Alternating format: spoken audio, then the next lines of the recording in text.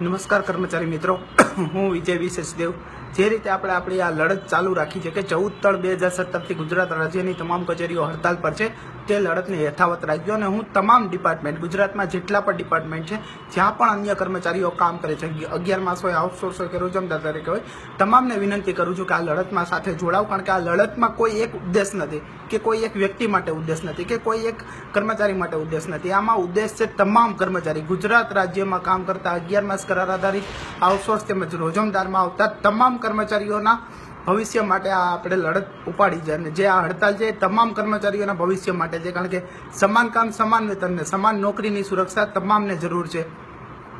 આજે કોઈ એક કર્મચારીની ઉંમર થઈ રહી છે તો હવે તેને સરકારે એમની જોબમાંથી કાઢે છે, પછી તે 11 માસ હોય, આઉટસોર્સ હોય કે પછી રોજમદાર હોય, તો તે ઉંમર થઈ ગયા પછી જો સરકાર એને કાઢે તો તે જાય ક્યાં? તો આપણો એ જ પ્રશ્ન છે કે ભાઈ સરકાર એમને જોબની સિક્યોરિટી આપે, તેમજ સમાન કામ સમાન વેતન, જેટલું આપણે કામ કરીએ છીએ તેટલું આપણને અન્ય કર્મચારી જે કામ કરે છે તેના મુજબ જ સમાન કામ સમાન વેતન આપો।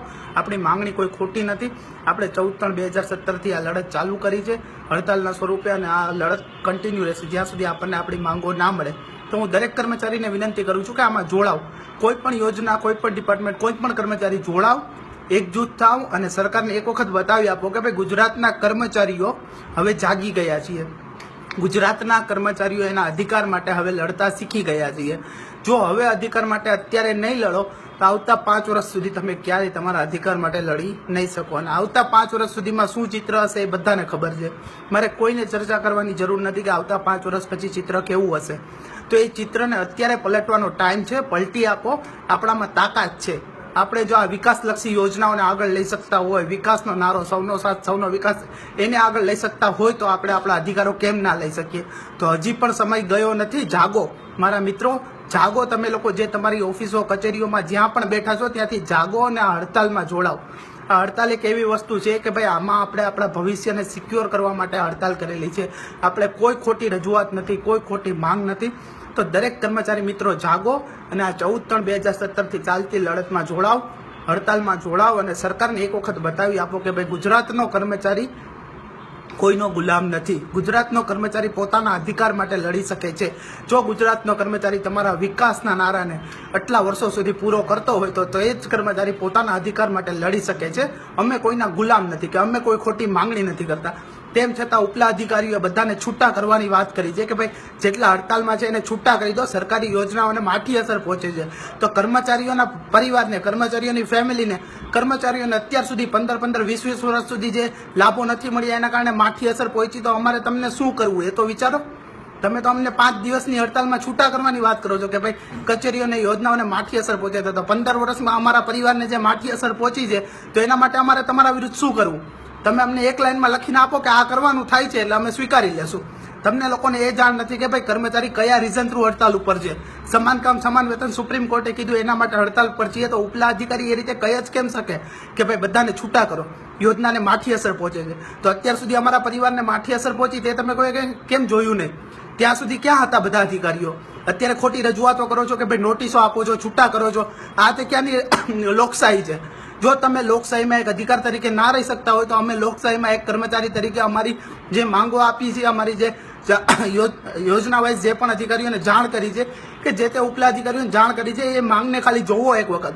તેમાં એક વખત સ્પષ્ટ લખેલું છે કે ભાઈ સમાન કામ સમાન વેતન, સમાન નોકરીની સુરક્ષા, જે સુપ્રીમ કોર્ટે કહ્યું તે જ માંગ્યું છે અને લીગલી છે। તો તમે કર્મચારીઓને છૂટા કરવાની ને વાત કઈ રીતે કરી શકો? નોટિસો આપવાની વાત કઈ રીતે કરી શકો? લોકશાહીમાં શું આટલો પણ અધિકાર નથી? દરેક કર્મચારી મિત્રોને કહેવાનું કે હવે કોઈથી દબાવવાની જરૂર નથી, કંઈ વિચારવાની જરૂર નથી। જે થશે એ જોયું જશે, બધાનું થશે, કોઈ એકનું નથી થવાનું, બધા જોડે જ છીએ। તો અત્યારે ટાઈમ છે કે કોઈ પણ ડિપાર્ટમેન્ટ હોય, પછી સરકારનું અગત્યનું ડિપાર્ટમેન્ટ હોય કે કોઈ પણ હોય, બધા બહાર નીકળો। જો આજે અધિકાર નહીં માગો તો કાલે તમે કંઈ નહીં માગી શકો। કાલે તમારે તમારા છોકરાઓને કેવું હશે અધિકાર માટે તો પણ તમે નહીં કહી શકો, કેમ કે તમે તમારા અધિકાર માટે નથી લડ્યા તો તમે તમારા છોકરાઓને અધિકાર માટે ક્યારેય પણ જાણ નહીં કરી શકો। તો આજે ટાઈમ છે, ભૂલી જાઓ તમારા વિરુદ્ધ શું થશે, શું એક્શન લેશે, જે પણ કરવું એ કરી શકે છે। આપણે લોકશાહીમાં છીએ, લોકશાહીમાં આપણે ન્યાયતંત્રને ધ્યાનમાં રાખી સુપ્રીમ કોર્ટે જે કહ્યું તે જ માગીએ છીએ। તો હવે દરેક કર્મચારી જાગી જાઓ અને ઉપલા અધિકારીઓ કે જે પણ રાજ્ય લેવલના હોય કે પછી જે કોઈ પાર્ટી હોય કે લીડર હોય, જે આપણને દબાવવા માંગતા હોય એમને એક વખત બતાવી આપો કે ભાઈ કર્મચારી જાગી ગયો છે, હવે તમારું તમે જે કહેશો એ કરશું, પણ ત્યારે જ કરશું જ્યારે અમારી આ બે માંગ જે લીગલી માંગ છે એ સંતોષાશે. તો તમે આજ સુધી નથી સરકારને કોઈ એક પણ પત્ર અમારા માટે લખેલો કે આ લોકોની માંગ વ્યવસ્થિત છે, આ લોકોને પીએફ 15-20 વર્ષથી નથી મળતું, આ લોકોને પગાર વધારો 15-20 વર્ષથી નથી મળતો, આ લોકોને સમાન કામ સમાન નોકરીની સુરક્ષા 15-20 વર્ષથી નથી મળતી, આ લોકોને લઘુત્તમ વેતન 15-20 વર્ષથી નથી મળતું. તો એ માટે તમે આજ સુધી એક પણ પત્ર નથી લખ્યો, તો તમને કોઈ સત્તા નથી કે લોકશાહીમાં અમને તમે નોટિસ આપી શકો. બાકી તમે આપેલી નોટિસનો જવાબ હવે અમે તમને એક કર્મચારી તરીકે આપશું, અને અમે શું જવાબ આપીએ છીએ તમે જોઈ લેજો. દરેક કર્મચારીને વિનંતી છે કે આવી રીતના બેસીને કામ કરવાનું કરો બંધ, અને અત્યારે જ બહાર નીકળો. કારણ કે આ લડત છે લોકશાહીની, લડત છે આપણા અધિકારની, જે આપણને ન્યાયતંત્ર પણ લડવાનું કહે છે. તો આજે લડી લો, આજે નહીં લડો તો ક્યારે પણ ભવિષ્યમાં નહીં લડી શકો. દરેક વિભાગ, દરેક કર્મચારી, ગુજરાત રાજ્યમાં કામ કરતા તમામ 11 માસ કરાર આધારિત આઉટસોર્સ તેમજ રોજમદારને કહું છું કે હજી પણ બહાર નીકળો, હજી પણ સમય ગયો નથી. એક વખત સમય વયો જશે તો પછી કોઈને મોઢું નહીં બતાવી શકો. લોકશાહી છે, લોકશાહીમાં લોકશાહી ઢબે આપણે આપણી લડત ચલાવીએ છીએ, આપણે કોઈને નુકસાન કરેલું નથી.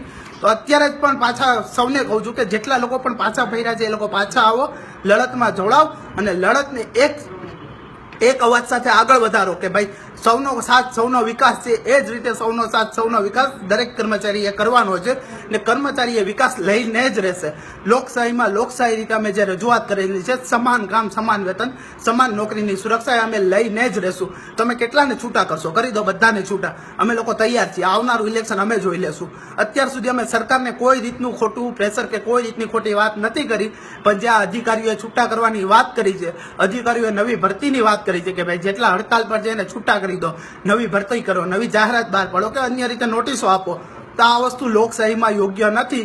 તો હવે અમે સરકારને કહીએ છીએ કે જો અમને લોકશાહીમાં લોકશાહી રીતે અમારા બે અધિકારો માંગવાની જો તમે હક ના આપ્યો, કે અમને હક માંગતા રોક્યા, અમને છૂટા કર્યા કે નોટિસો આપી કે કંઈ પણ કર્યું, તો આવનારી સરકાર આ કઈ આવશે અમે નક્કી કરશું. હવે સરકારને ખુલ્લેઆમ કહીએ છીએ, અમારે કોઈ પાર્ટી સાથે વિરોધ નહોતો, કોઈ લીડર સાથે વિરોધ નહોતો, પણ જો અમારે એક પણ કર્મચારીને છૂટો કર્યો છે, એક પણ કર્મચારી વિરુદ્ધ કોઈ પણ નેગેટિવ એક્શન લીધા છે આ લોકશાહી લડતના કારણે, તો હવે સરકાર, આવનારી સરકાર કઈ હશે એ તમે વિચારી લેજો. હવે સરકાર અમે બદલીને રહેશું. જો અમારા અધિકારને લોકશાહી રીતે અમને આગળ વધવાનું જો તમે સપોર્ટ ના કરતા હોય, કે લોકશાહી રીતે અમે આગળ વધતા હોય, તમે નોટિસો આપતા હોય, તો હવે તમે સરકાર બનાવીને દેખાડજો. હવે સરકાર નહીં બનવા દે, એ વસ્તુ ક્લિયર છે. કારણ કે કર્મચારી આજે જાગી ગયો છે. જય હિન્દ.